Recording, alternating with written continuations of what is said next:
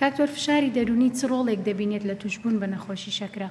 بەڵێ فشاری دەرونی چ دڵتوندی بی چ شیزۆفرینیە بی ئەنفیسام شخصی بی چ قەلاقی و دلەڕاوکی بی هەر هەمووی کاریگەری زۆری هەیە لەسەر نەخۆشی شەکرە بەڵام لە بۆ ماوەیەکی دوور درێژ نەک مەسەلەن بۆ نمونە کەسێک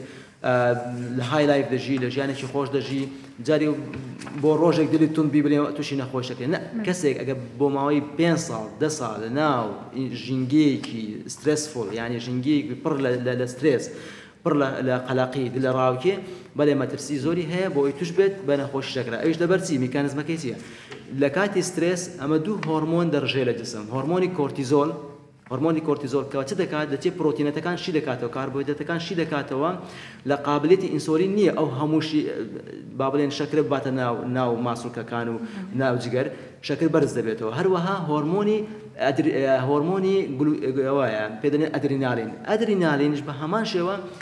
یەک مۆلیکیولی یەک جوزەیئە یەک گەردیلەی ئەدرینالین کە دەڕژێ لە کاتی سترێس 10,000 مۆلیکیول گلوکۆز دروست دەکات 10,000 مۆلیکیول گلوکۆز کەواتە ئەگەر بێت و کەسەکە بەردەوام لە ناو فشار بێ لە ناو قەلق بێ ئەو هەموو گەردیلە ئەدرینالین کە دروست دەبێ بە هەمان شێوە لە قابلیەتی ئینسۆلین نییە کەسەکە تووشی شەکرە دەبێت. میهرەبانی دڵسۆزی و لێزانی